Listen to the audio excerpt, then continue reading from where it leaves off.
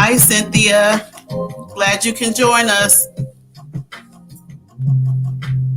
Hello, everyone. We're going to wait a few minutes till other people log in.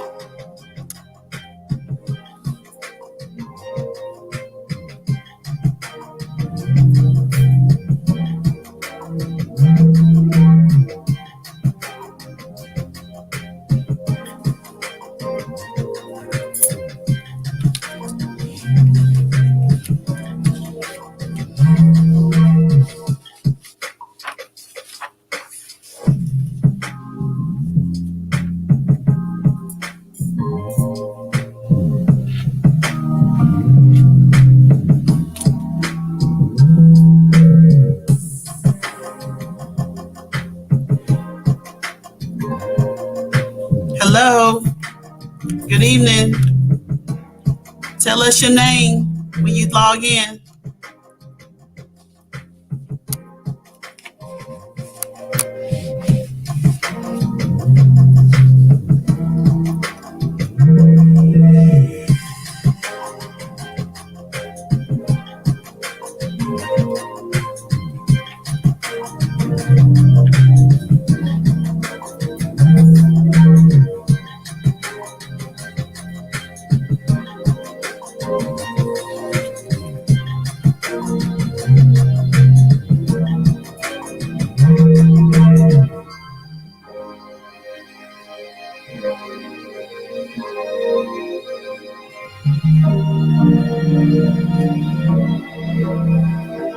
Good evening. Thank you for joining us.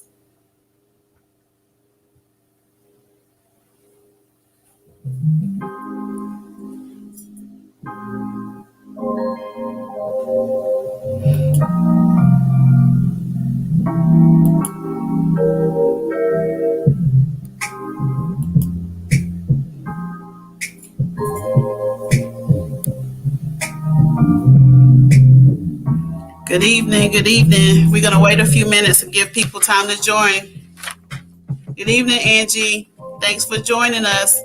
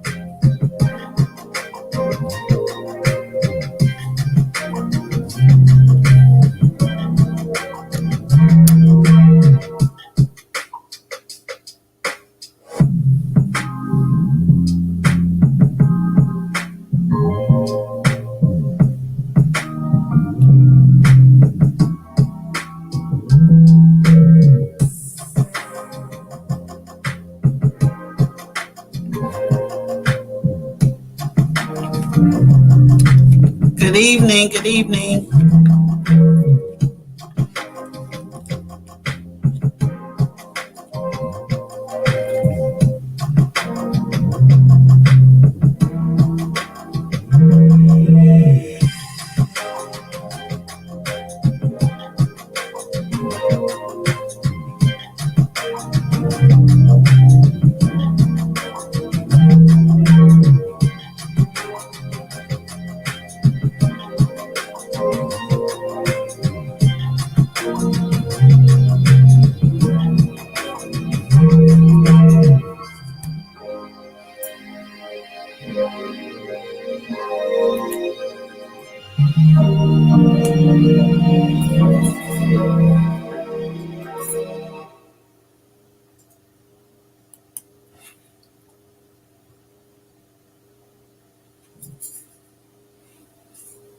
We'll be getting started shortly, guys. We're going to give people time to log in. We're going to start at 7, a little bit after 7.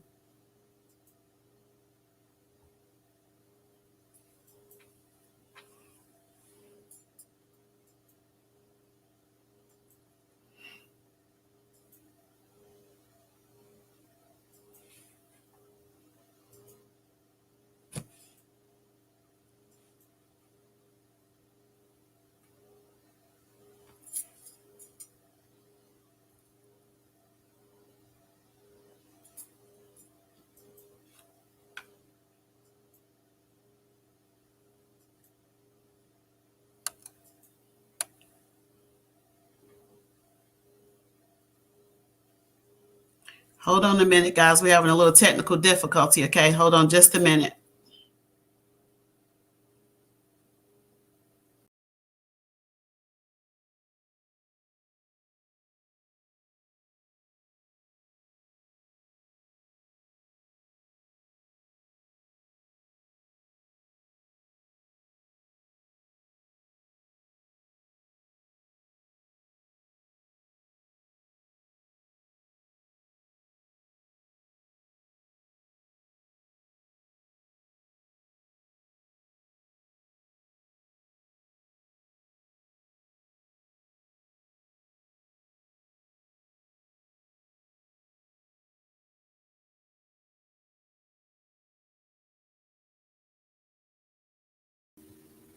Okay.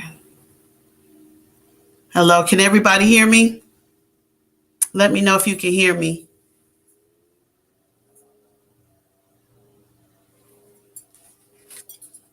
Can everybody hear me?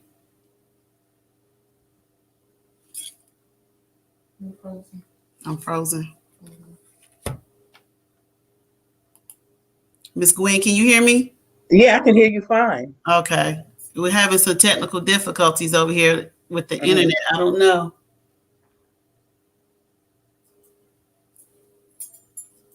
Ariel, can you hear us?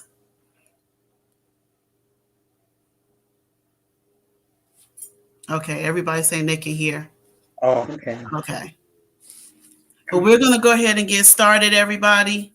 Welcome, welcome, welcome to day 2 of True Horizons Incorporated, our women's conference. And this year we have been talking about healing. And last night we had an awesome presenter, Prophetess Maya Matthews, and she was talking about healing and having covenant friendships. So tonight we're going to do things a little differently tonight. We're going to start with our presenter first, and then we'll do our door prizes and our preliminaries at the end. She does have another engagement to go to after us. So we're going to go ahead and get started ahead of time. So y'all let me know if you can hear me and the picture is clear, because we've been having some difficulties with Spectrum today. So give me a thumbs up or 1 if you can hear us and everything is okay. I'm going to wait a few minutes, Miss Gwen, and see. Okay.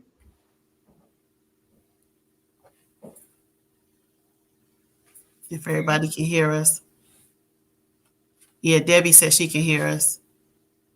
Can you see the picture looks good, Debbie? Okay. Okay. Thank you. Okay. Well, I'm going to go ahead and introduce our special guest tonight. And I'm just so honored to have her. This is Mrs. Gwen Carr. Thank you, Debbie. Thank you, Debbie. So everybody can hear and see. Okay. Thank you. So we're going to get started. But I wanted to have Miss Carr on tonight because we've been talking about healing and different areas of healing that women go through. And I had the distinct honor of meeting her and talking to her. Didn't know that she knew me as a little girl because she grew up with my mother. She knows the Jacksons very well in Brooklyn, where I'm from. And I just wanted to have her on to talk about her journey from pain to purpose. Some of you may not know, and some of you may know. She lost her son, Eric Garner, in 2014 He was murdered by the police. And as you know, this past year we lost Mr. George Floyd and a few others. The list is getting too long to not, I mean, all of them are important, but I hate to keep. It's just it's unfortunate. We have to keep adding to a list like this. But I wanted Miss Gwen on tonight to really share her story and how she turned her pain into purpose and advocacy and social justice. I'm so honored every time I see her on TV. I get so excited. My mom calls me and tells me she's on TV. My aunt calls me and tells me she's on. So I just want to introduce her tonight. But she is a public speaker, an author, an activist. As I stated before, she's the mother of Eric Garner, who was killed by the New York City police in 2014.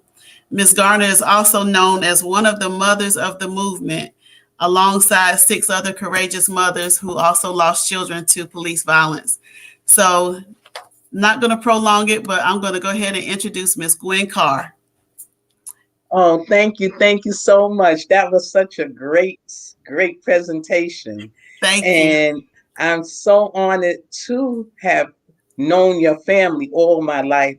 We knew each other we don't even know. We just go back from the You beginning. just family. You just family. Yes. You have blood family, and then you have family that sometimes some family is closer than some blood relatives. Yeah. And from where we come from, it was like a unity. Everybody was like family, on the street. Yeah. And I am on it. Well, my life changed back in 2014 when my son was murdered. Eric was my eldest son.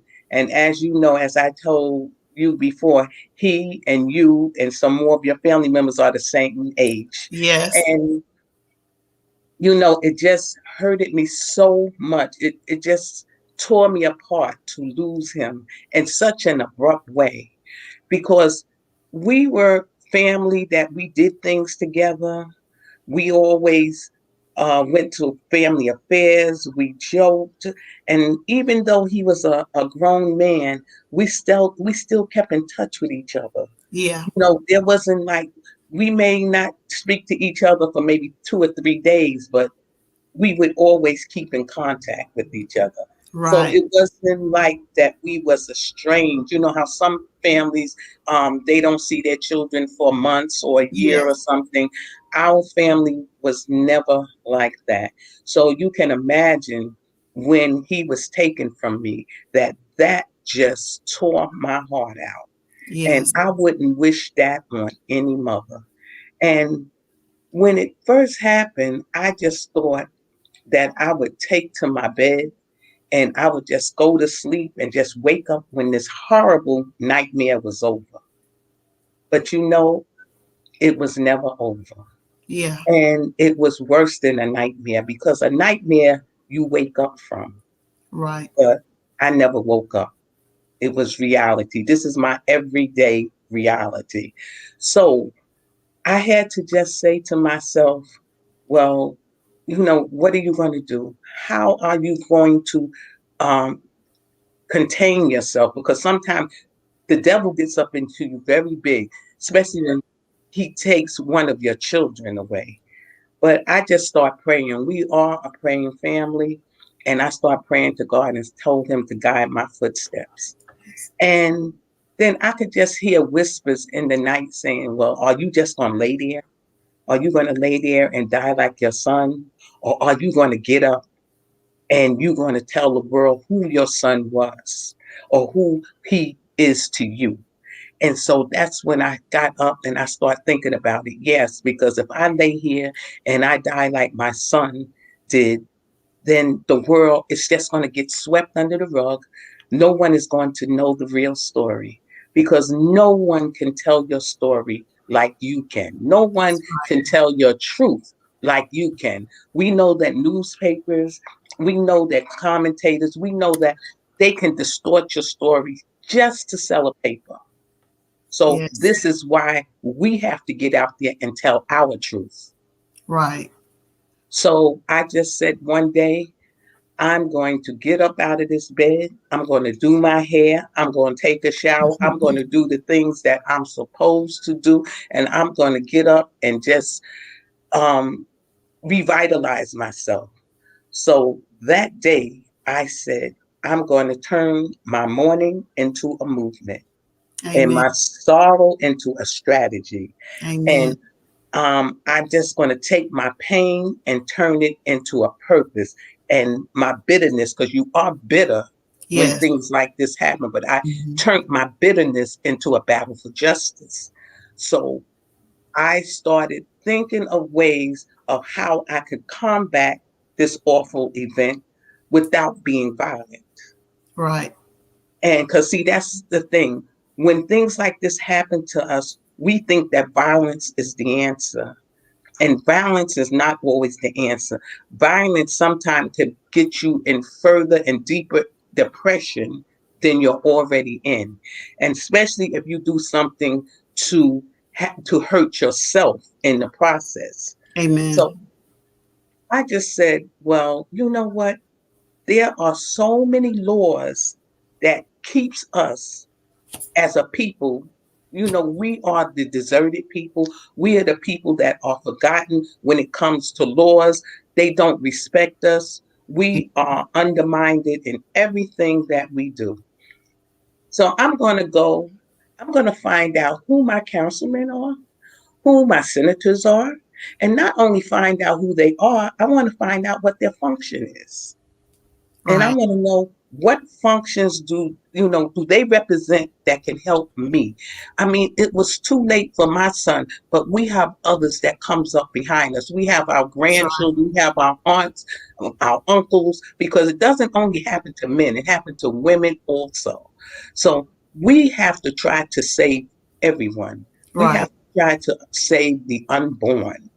And this was part of my healing, going to face the lawmakers, because I'm one who don't believe in writing letters. I don't believe in telephone calls.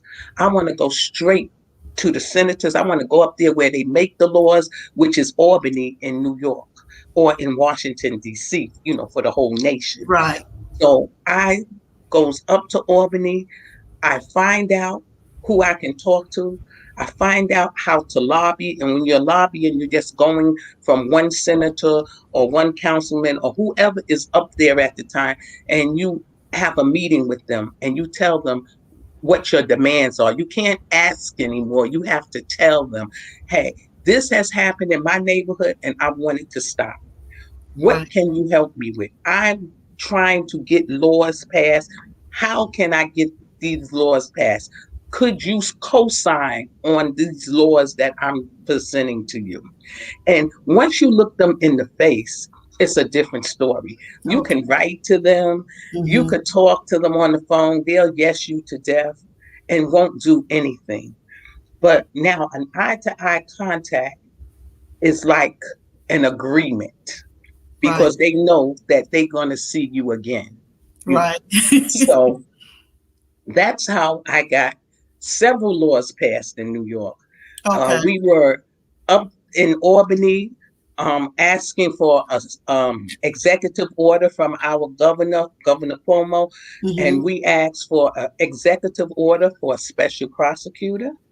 And what that does is, when we have these senseless murders of our unarmed children, and the police murders them and there's no accountability, it takes it out of the hands of the local DA and it puts it in the hands of the state attorney general. Okay.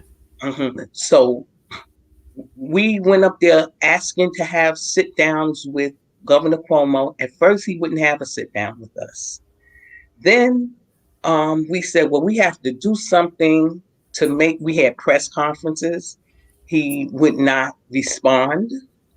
So me and other New York mothers, we got together and we says, well, what are we going to do now? We got to do something and to make ourselves heard. So the next thing we did when we went up there the next time, And remember, these are not short trips from New York City up to Albany. You Yeah. had to get up early in the morning. Even though it's still New York, it's a Yeah. long ways. And we decided to take makeshift coffins up there with our children's names on it and sit them in front of his door. Wow.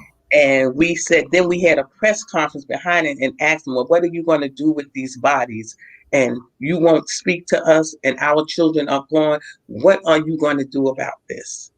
Wow. Immediately, almost immediately, he sent I always say his strong arm man. he sent him out he sent Alfonso out there to tell us that he would have a sit down meeting with us. And that's how we got the meeting. See, sometimes you have to step out of the box. And when you step out of the box, you don't know what's going to happen to you, Right. but you just got to be willing. When you in this battle and you are, for real, Mm-hmm. you have to go with knowing that there's consequences, but you're doing it for the right reasons. Sometimes, we didn't do anything violent, we didn't do anything that was treacherous, but we just wanted attention and we wanted him to hear us. And he did, and we told him what our demands was, that we wanted the special prosecutor. Mm-hmm. And he said to us, well, at the end of session, if my special monitor is not passed, I will give you an executive order for a special prosecutor, after we had the meeting with them. So lo and behold, his special monitor wasn't passed, which it was watered down anyway. We didn't want that to pass. And we wanted what we had on paper to pass.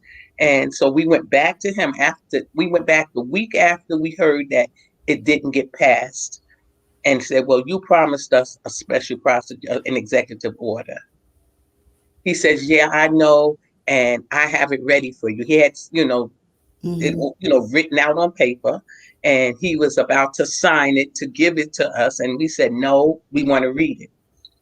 So we all was reading it, and we brought a lawyer with us. In fact, a woman lawyer. We brought her with us so we could ask her, is there any loopholes in this?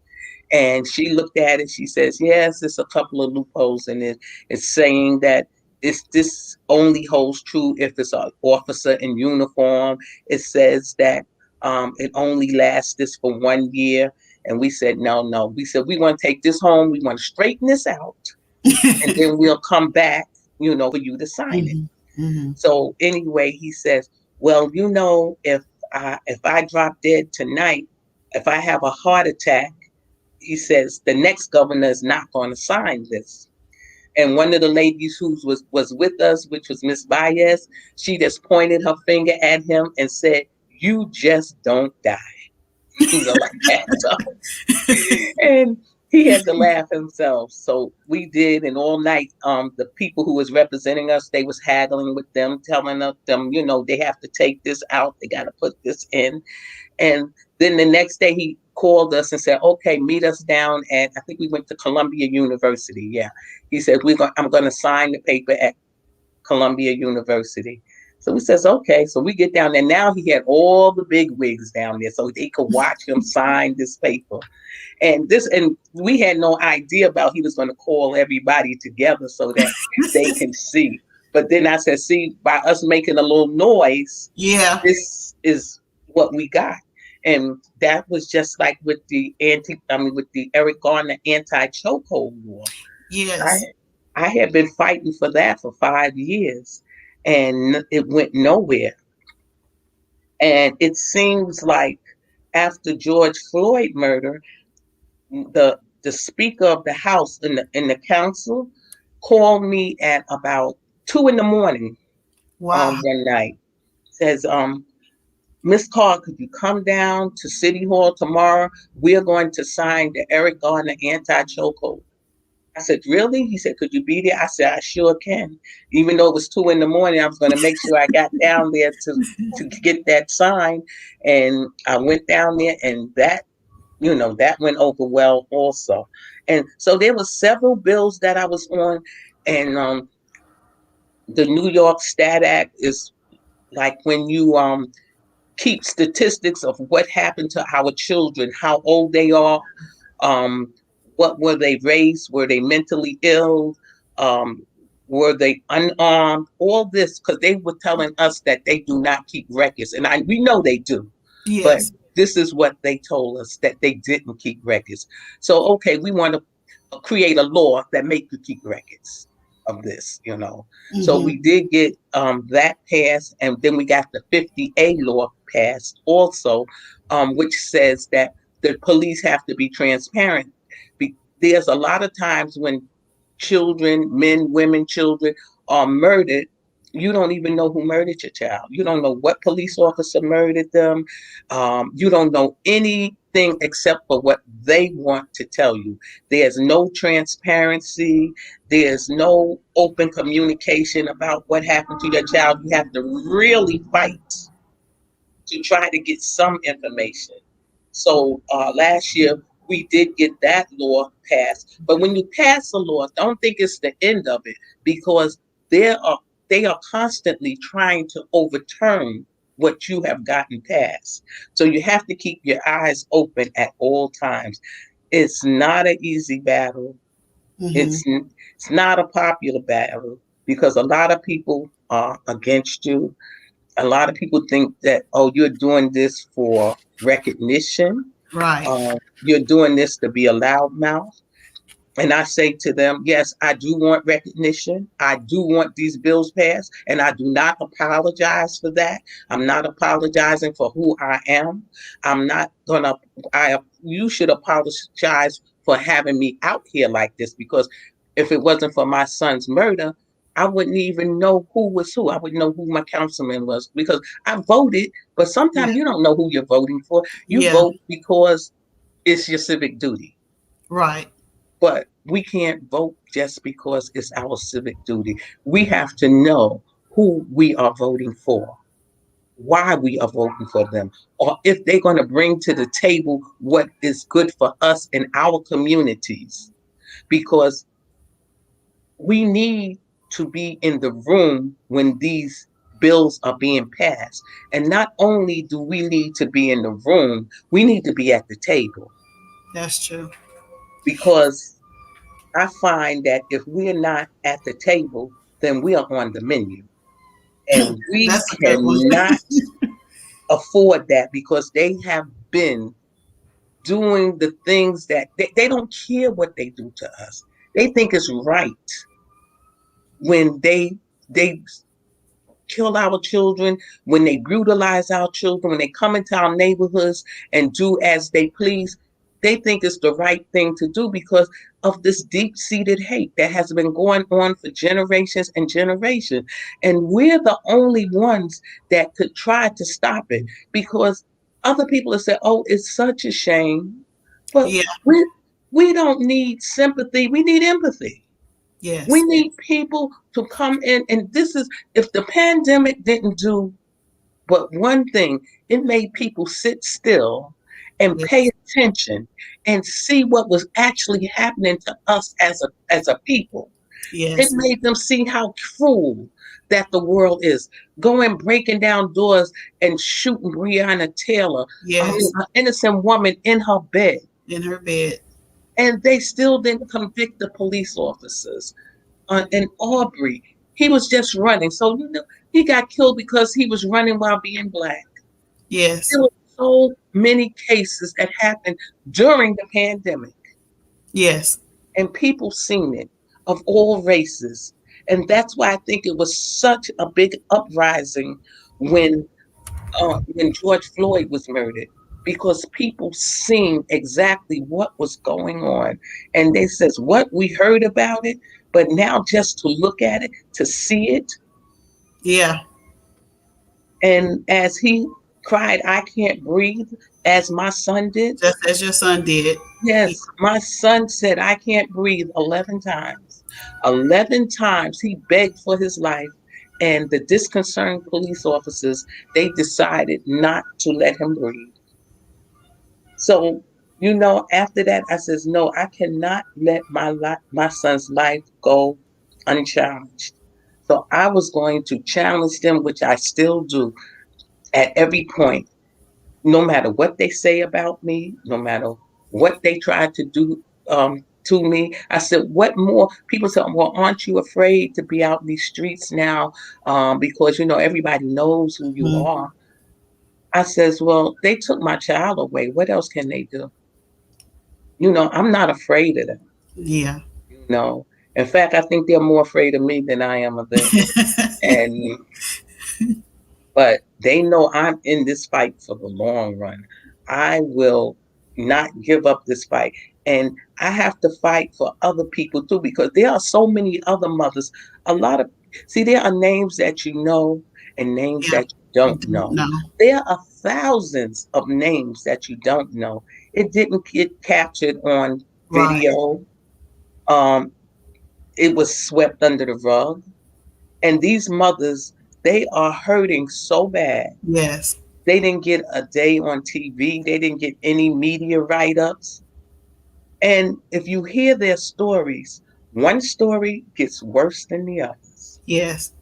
And we got mothers who can't get out of bed in the morning. We got mothers who are hospitalized because of this. Others who have even uh, tried to commit suicide. Mothers that just want to forget about the whole thing. They just think that the story is so terrible that they just don't want to deal with it anymore. So all mothers are at different who this has happened to is at different stages. Yes. So this is why um, a lot of us mothers, as you call us, the mother of the movement, Hmm. which we are actually the face of the mothers of the movement, because there's thousands There's of more. mothers Hmm. of the movements. And we get out there and we try to embrace them, empower them, and just say, we know what you're going through. We know that someone may try to say, well, it's going to be all right.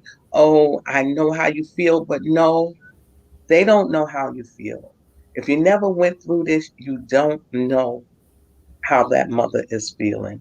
And no matter how she lost her child, because even there's police violence, there's gun violence, and Hmm. then there's just sickness where a mother may lose their child. Although we know that that gun violence and that police violence is the most, heart wrenching thing that there is, because it's taking your child so abrupt. Yes. And the way I find to heal from that is to get with other mothers. If I can touch even one mother and make her feel a little better, to bring her forward from where she is when it first happened, then you have done an accomplishment. Because some mothers, they stay at that stage of denial, Hmm. of rage, for a long period of time. And sometimes this rage, more than anything else, can consume you. And that's why I say, yes, you're going to be angry. You're going to have your days where, look like your child is the only thing on your mind. Then you're going to have days where it's going to be a little better. But it's never going to be where you're going to forget, because we are humans and we're not made like that. We're not made to forget. Right. We are made to go on, but not to forget what has happened. And when I tell my group, when they come, because I have mothers that come from all around the nation, and not only, as they say, profile mothers, people who, Right. which is a household name, Trayvon Yeah. Martin, Tamir Rice, Yes. Michael Mhm. Brown, but there are so many others. Right. And I bring all of them to the table, because I know that the hurt doesn't stop at the mothers that you all know. Right. So, and I tell people that we are all high profile mothers. We have all suffered a loss. We have all been included in a club that we don't want to be in. It's an exclusive club, and nobody wants to be in this club. But Nobody. if you have to be, this is why we have to embrace each other and try to heal together, because trying to heal alone is almost impossible. or Right. you have to find your own way of healing. People heal in different ways. My healing was my family being around me, people who was genuinely concerned, who helped me to understand the law, helped me to understand what way I should move with this. Mm-hmm. And that's another thing. All the people who start with you are not going to end up with you. Some people are on the bandwagon just to get their 5 minutes of fame, run home and look at the 6 o'clock news and see themselves on TV. Mm-hmm. But This is everyday when, life. yes, but now when you're in it, for a cause, for the right cause, you do things in front of the cameras as well as behind the cameras. And you are serious about it. You are in a movement, not a moment. Right. So I just say to everyone, you should get into this fight before, something tragic happens to you, because we never know. I Never know. never thought that day that they would be calling me, telling me that my son was murdered by the police. And a lot of mothers, they didn't think that someone would call and say, "Oh, your child got shot down in the street." So we got to try to prevent a lot of these things before they happen. This gun violence, this self-hate, this street violence. We have to love each other. That's the first Yes. thing. Yes. Let's love each other. Just because everybody might get into a little dispute, they might get into an argument, but we don't have to kill each other over it. Right. Get what we got off our chest and go on. We, Right. and because they want to see us kill each other, they Yes. like that. Yes. But we got to show them that we love ourselves, because they think we don't care about ourselves. So when we kill them, they're not going to do nothing about it. They're killing each other anyway. Right. No, they're wrong. They're wrong. We care about our children. We care about our neighbors. We care about our community. And we must show that. And we, as the people in the community, we have to get together and get the children. Some children are just going in the wrong direction. Some Mm-hmm. children don't know what direction to go in. Some children need direction. And we, as the older people, we have to show them the right way to go. Because some children, they may not have a mother, they may not have a Right. father. And Right. we can't be their mother or their father, but we can be a friend. Right. We could be a mentor. And sometimes that's all that a child is looking for. And that's why I try. In the street, if I see a kid doing something, it's just in my nature to say something to them. And people say, "Oh, you better leave that kid alone. You don't know what that kid." But sometimes a kid, that's what they want. They're looking for Need some attention. love. Mm-hmm. Yeah, they're looking for love and attention. And I just say, we have to give that to them. Because when I was coming up, the people on the street that I grew up on, they had that for all the children, for the adults. I mean, we were so together. We knew each and everybody who lived in each and every apartment, how many children they had. We knew everything about everybody who lived around us. And this is the way it should be today. We Yeah. shouldn't be like, "Oh, well, I don't know him. I'm not going to speak to him." But it should be everybody. It doesn't hurt to speak to everybody. Yeah. And you don't ever know when you might need that person for some little thing, Yes. you know? That's true. So I just think we should just love on each other and be a part of each other's life. And anytime you see someone, even if you don't know what their problem is, and it just seems like they're stressing, you could just ask them, "Oh, would you like a cup of coffee? Can I, get you Mm-hmm. that might uplift the person's spirit." And they may be looking for someone like you just to vent to. Right. And sometimes I have had straight, even before this has happened to me with my son, I have been on the subway and sat down by a complete stranger, and the stranger struck up a conversation with me and started pouring out their whole life to me. And that has happened a couple of times. And I'll be saying, why me? Why do they, see me and start telling me about what's happening in their life? And a friend of mine said, well, maybe you look like a person who will listen, and, they can vent. They know they'll probably never see you again in life. So You got you're a sweet somebody spirit. uh that, they need to talk to someone and they want to talk to you. And I says, oh, because I just wonder why would they tell me all this? And but I just think we should, live together and love together. It's very important, very important. And so so for us everyday folks that are out here, you know, besides knowing who we're voting for, what should we get out and teach in our communities? What are some other things you think we should do in our communities? definitely, definitely teach, learn about your community. See, some people just vote in the national election. Oh, we're going to vote for the president. Mm-hmm. The president is not the most important thing in your community. Yeah. Your community is your community school boards, your judges, uh, your the principals in your schools, and your council people. All of these people are so much more important because they are the ones that governs your community.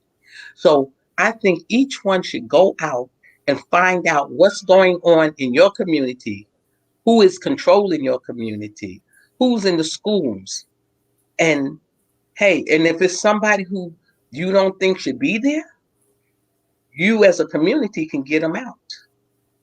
You don't need to vote for the president for this. Yeah. You know, you as a community can get, if you say, oh no, they're not doing the right thing in these schools. Oh no, we can't have this. Our children is not getting what they deserve. No, and have a meeting, and when election come out, you're out. But now you look to see who will do the right things. Mm-hmm. You get them to run, you get them on the school boards, and you see it's a thing called positioning people. When you find someone who is going to do the right thing, who's good in the schools, or who you think should be your council person, hey, start putting their name out there. Start telling the community about this person. Start having meetings and saying, this is who we want to elect next election. This is what you have to do. You can't just sit back and let other people govern your community. You, as a part of that community, has to be a part of that. Right. Well, I applaud you with everything that you're doing. I am so proud of you. And I know it's been hard, but I am so proud of you. Every time I see you on TV, especially when you went to George Floyd, and I knew that was going to be painful because it was Hmm. so similar. And I Yes. really pray for you and pray for your strength. Thank you. I appreciate that so much. Yeah, I followed that all the way through. They called me up like the day after it happened. I didn't even know it had happened yet. And I was awakened by a news reporter. And he asked me, what do you think about what happened to George Floyd yesterday? Because this was like the day after Memorial Hmm. Day. And I says, well, who is George Floyd? I said, what's this Hmm. waking me up? Who is George Floyd? So he said, oh, you haven't heard? I said, no. And he says, well, I'm going to send you the article and I'm going to send you the videotape. So I said, well, don't send me the videotape. I don't look at videotapes anymore. Right. Since my son's death, I don't look Yeah. at videotape. I said, but you can send me the article. He sent me the article and I read it. And I says, oh my, it just brought tears to my eyes just Hmm. to read what had happened. And even at that time, I didn't know it was going to get into such a Yeah. big movement like it was. And the following day, the family, their lawyer Benjamin Crump, because I know Mhm. him, pretty well. He called me on the phone and said, Miss Gwen, the Floyd family members would like to speak with you. And I spoke with them on the phone, and I gave Mhm. them my condolences. And then that following day, myself and Reverend Al Sharpton, we got in a private plane and we flew there.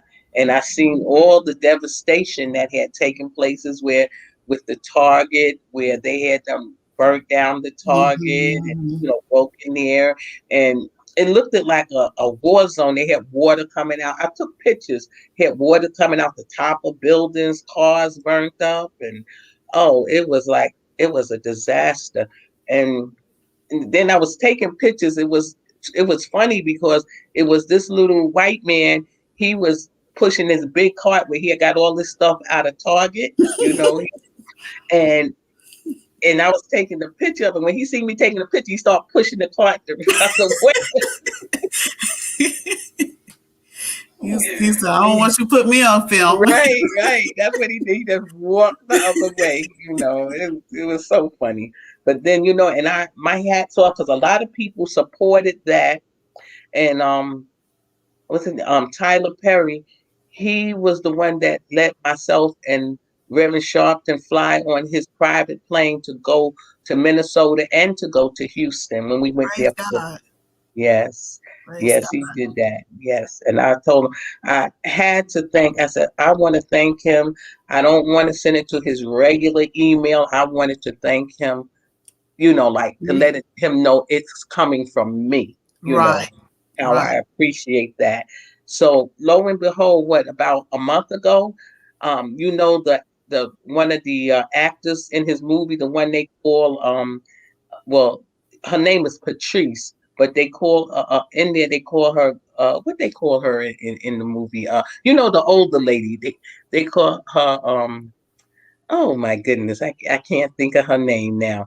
But anyway, I met her at an event, and she told me, she said, well, do a video and I'm gonna give it to Tyler Perry, and Okay. let him see. And she did. She took her phone and videoed me thanking him. That uh, was sweet. yes, yes, it was. How are you adjusting to all this notoriety and fame and being seen everywhere you go? Yeah, well, you know what? People say, oh, you're a celebrity.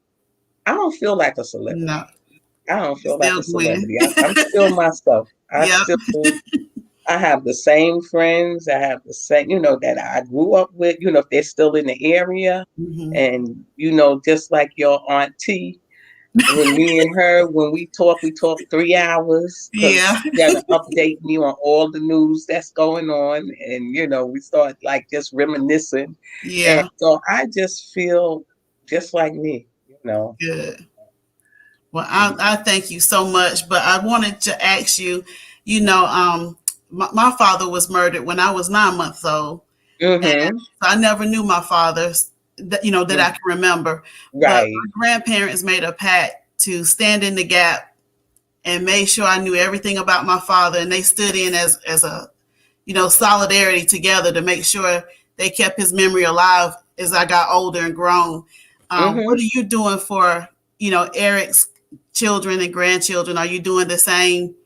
Well, yeah, this is why I'm out here all the time Mhm. so that his memory won't die.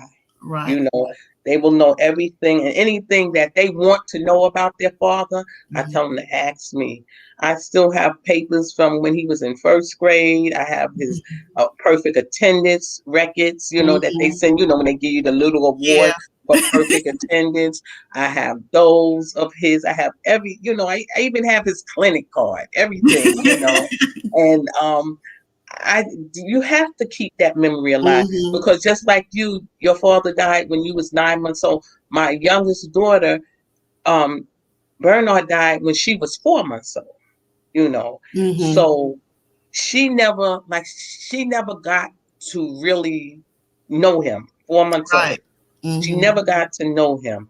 But do you know she goes to the cemetery just like the other day? She was at the cemetery. Now, she's how old now? She's 45. She'll be 46 in September. Okay. But ever since she always was curious about her father. She always Yeah. asked question, what kind of music did he like? What did he do? What did you, how did y'all meet?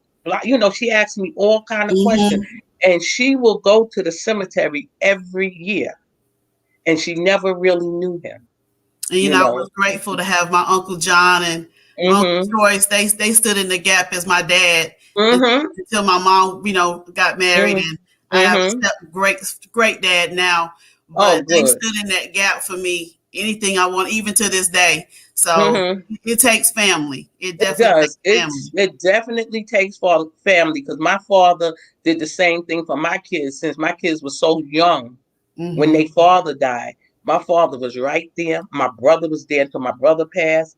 And then Bernard's family, they were there. They're still the ones who's living is still there. So everybody Yeah. knows everybody.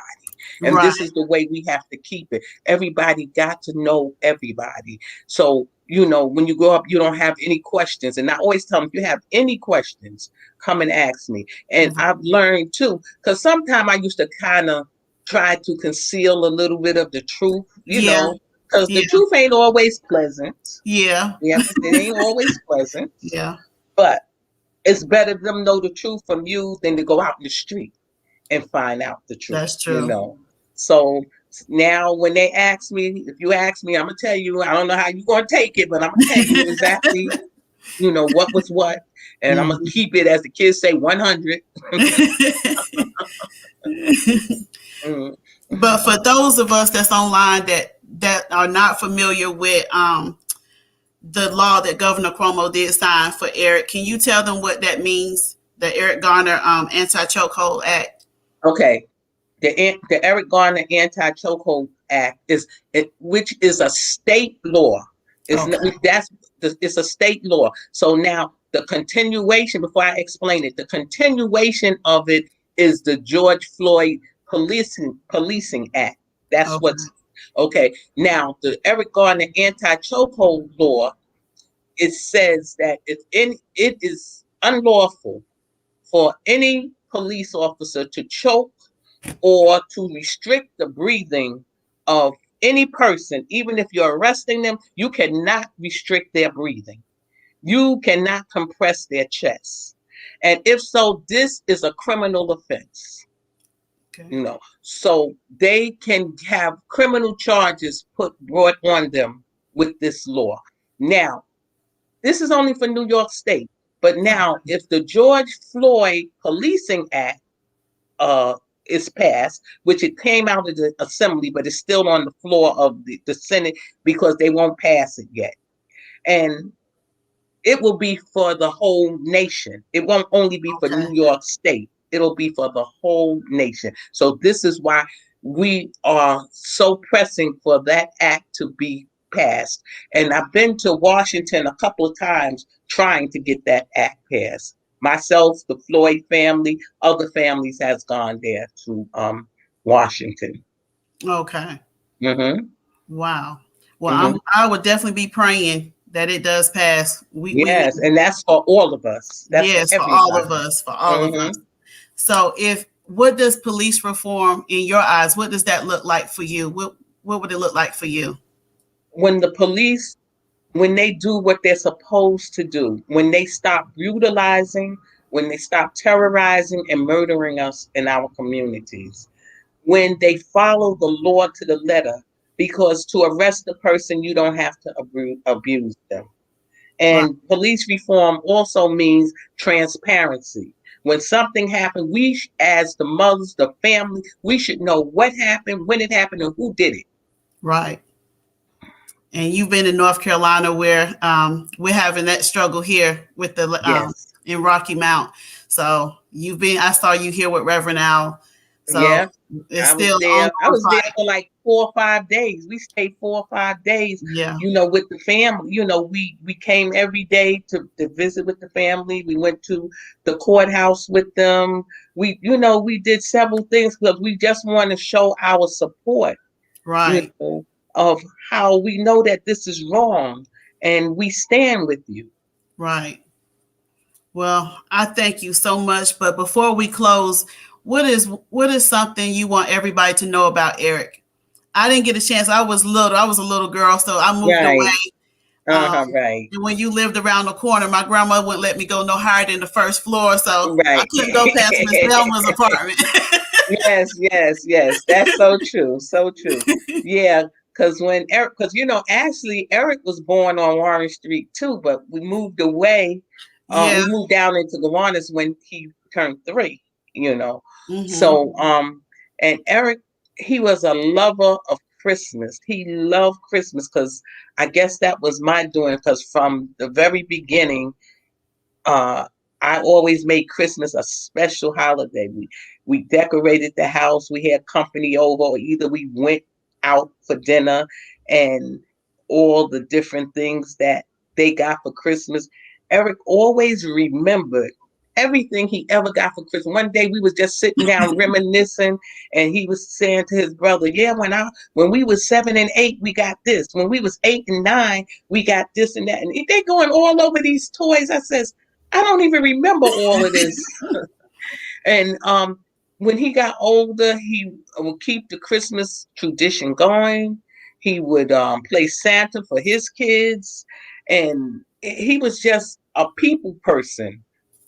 Even after he was murdered, people who I didn't even know would come up to me to tell me things that he had done for them. And one lady told me, she said, I love your son. She said, he helped me get off of drugs. He said he Wow. seen me sitting over in the park and came over to me and said, "You're better than this. Why Wow. are you over here? Go get yourself in a treatment program." And he said, I looked at him. He said, "Yeah, you don't belong over here." And Wow. said, and she said, and he's the one that got me started in the program. So he just came up to me and told me I was better than this, you know. And even one minister told me that he would see him passing by and always stop and had a conversation and said, Reverend said, said when they finished conversation, he said he would never say goodbye. He would just say, "Share the love, Rev. Say, share the love." So people would tell me all kind of different stories about him that I didn't even know about him myself. Wow. But I Mm. do. Christmas is my favorite holiday. My birthday is right at Christmas time. Oh wow! See, Yeah. And I remember, Aunt T taking us to A&S. You remember A&S with yes, all the that was the beautiful, favorite yeah. too. The Yeah, beautiful I trees and miss everything. Christmas in Brooklyn. I really miss Christmas in Yeah, Brooklyn. So and we don't have A&S no more. It's I Macy's. know I'm They turned devastated. it into Macy's.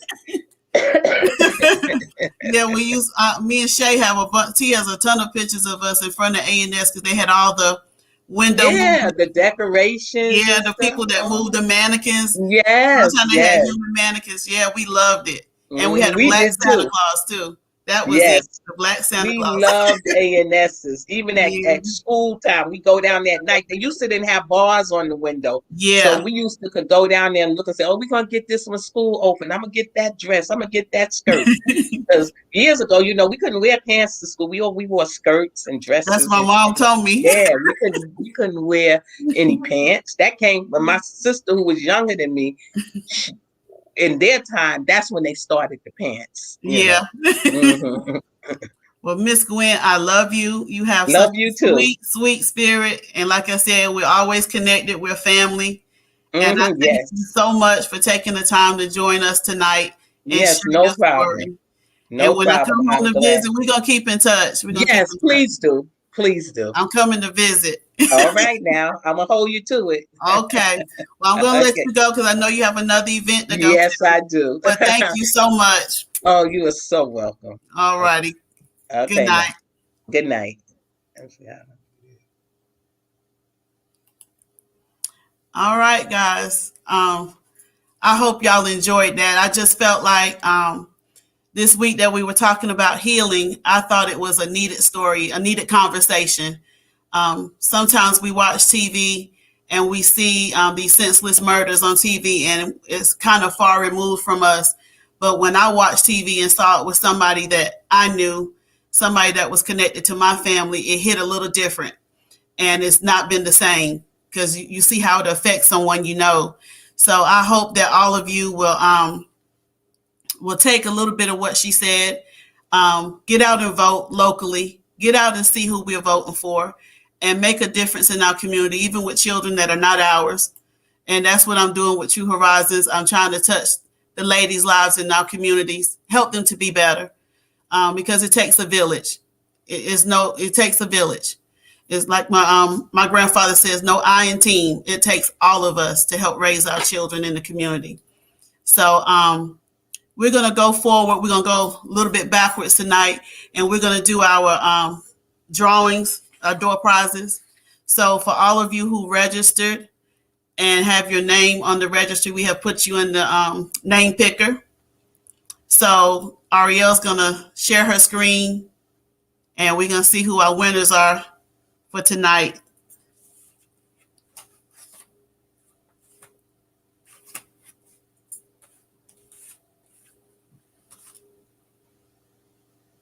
But thank you all for joining. Hold on just a minute. Add this to the call.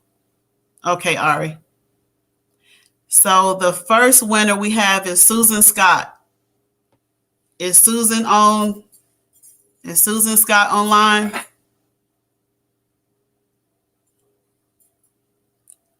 Susan, going once, going twice. Okay, Ari, we're going to we're going to go again.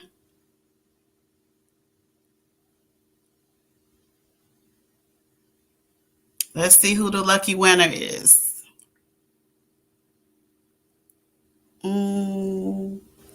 Sandra Lanford. Is Sandra Lanford online tonight? We put the names in the name picker because it was so much easier than what we did last year. Sandra, are you on here, Sandra? Y'all have to let me know if you're online, or we're going to keep going. While Ariel is doing another name, I don't see Sandra. While she's doing another name, yeah, Angie, your name is in. We added everybody's name as you registered today. We added everybody's name. Oh, look at there. Gwendolyn Jackson Douglas, that's my mother. So you are the winner, Mom. My mom is watching via YouTube. We're streaming live on StreamYard and YouTube tonight. So my mom is watching. Mom, you are the winner. Let's see what you won. You have won a $15 Panera Bread card. And yesterday was her birthday, so I know she's happy about that. She'll be calling me tomorrow wanting her gift card. So congratulations, Mom. Okay, Ari, let's see if we got somebody else. And y'all don't know, she was bugging me all day today. So I feel lucky. I feel lucky. Let's see. Where did it go, Ari? Can you spin? Oh, Nicole Kimball. Is Nicole online? No, Nicole, going once, going twice. Okay. Ariel, we're going to try again. We got 2 more cards to give away.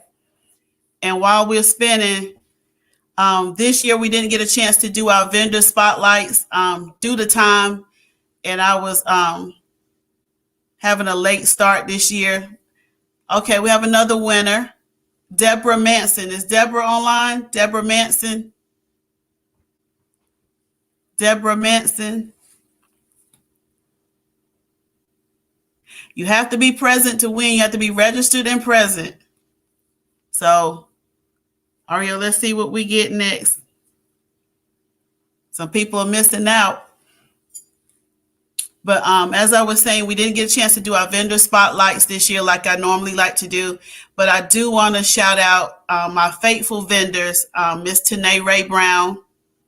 We have another winner, Patrice Jackson. Are you online? I'll wait a few minutes to see if Patrice is online.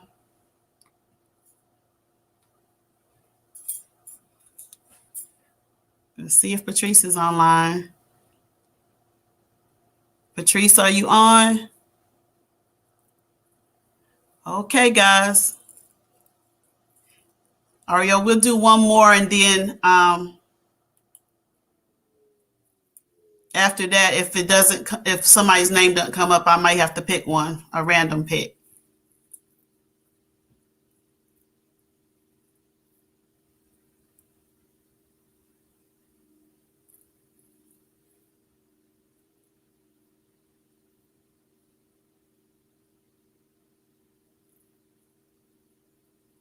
Marva Rosenborough.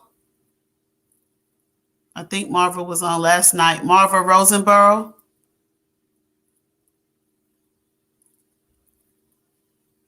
Okay. Okay, I'm gonna make a random call myself this time, Ari, and then we'll come back to this in a minute. I have a $15 Starbucks gift card, and I am going to bless Miss Debbie Lynn Gilbert tonight. I want to bless Miss Debbie Lynn Gilbert tonight. Debbie, are you still on?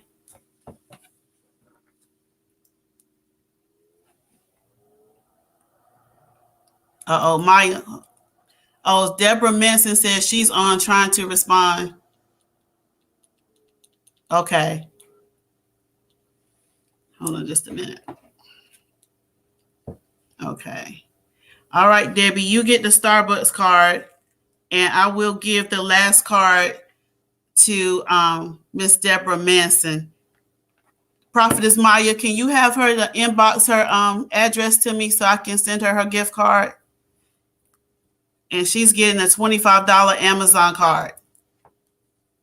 So Miss Deborah will be getting a $25 Amazon card. And Debbie, I know where you live. I'll get you your Starbucks card. You're welcome. Thanks, Prophetess Maya. Okay, ladies, but we'll try it again. We got 2 more nights to try this again, so your name stays in the pot. It's only removed once your name is called. So if you're not online or you're not present, your name comes out when it's called. Okay, here's Miss Deborah. Hi, Miss Deborah. You have won a $25 Amazon gift card. So if you would inbox me, or you can get my information from Prophetess Maya, so I can mail your Amazon gift card to you. But thank you so much. I'm gonna write your name down so I don't forget, Deborah. Okay, but to go a little bit further, I'm sorry, we're working in reverse mode tonight. I hope all of you enjoyed Miss Gwen Carr tonight, but we're here every year to raise money for our scholarship fund. And what we do in our scholarship fund is we're raising money to help assist young ladies with books and essentials when they go to college. So this year, we're calling it our True Horizons Scholar Program. And we have 2 young ladies that won this year, and each of them will have a $500 scholarship. You're welcome, Miss Deborah. Each of them will have a $500 scholarship. Our first winner is Miss Ira Lynn McBride. She will be attending North Carolina Central University to study pre-law. And our other winner would be Miss Kyra Lowry, and she will be attending UNC Pembroke. And her desire is to be a surgeon. She's going to be studying biology in the fall at UNCP. So both of these young ladies, they will be, we will be giving them a $500 cash award, cashier's check to take with them to school to help buy their books and supplies. So this is what we do every year. This is what our women's conference is all about. We're empowering to give. And Tanae said, go Braves. That's Tanae's alma mater.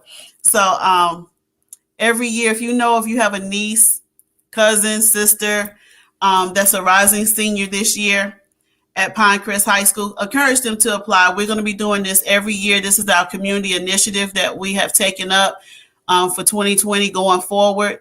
In the past, we have done a variety of different community initiatives, from backpack campaigns for elementary school. We have done tablets for daycares. We have done school uniforms in different counties. So this is something that we like to do. We like to give. We like to help out in the community. And one of our mission statement really is to help young women reach their true purpose. So the best way we felt we could do that was by offering a scholarship each year. And last year our goal was to do one, and we were blessed with enough money last year for two scholarships. So I'm praying that we'll be able to continue the same pattern we're doing this year. So I'm going to put up in the banner our two ways to give. We have an account on Givelify, and then we also have our web page, which is listed here. And on our web page, you'll see a big donate button. Just click on that donate button, and you can put your amount in. And also on Givelify, you can do the same. On Givelify, this is the link that takes you directly to True Horizons, or you can type in TRU Horizons Incorporated, and it'll bring you to our mobile page, and you can pick your amount that you want to give.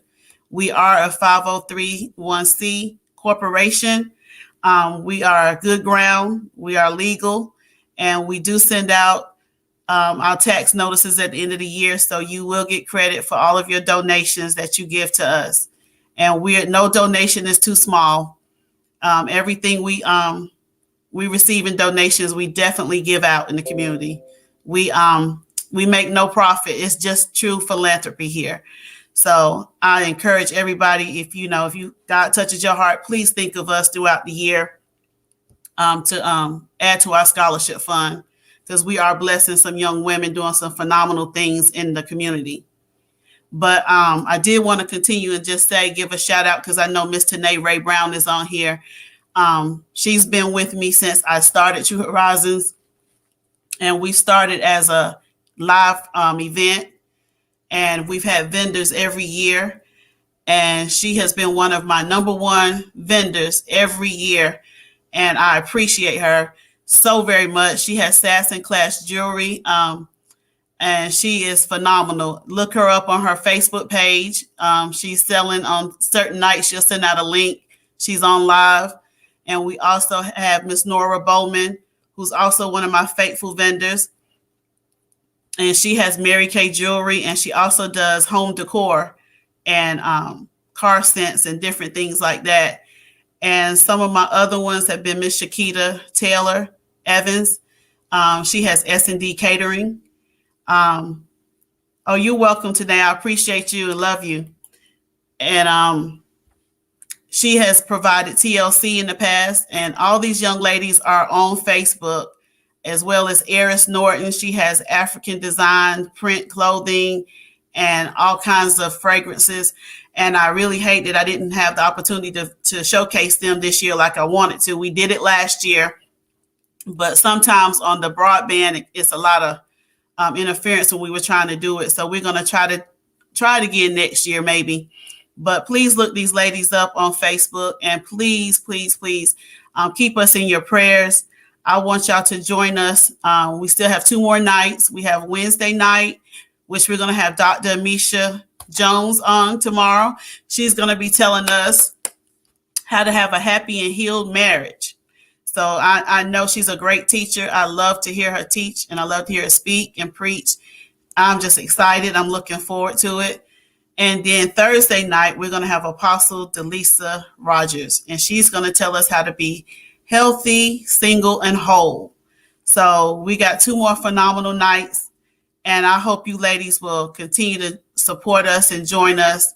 And we're going to finish a little early tonight, but I think we hit the point and got what we needed. And I appreciate everybody.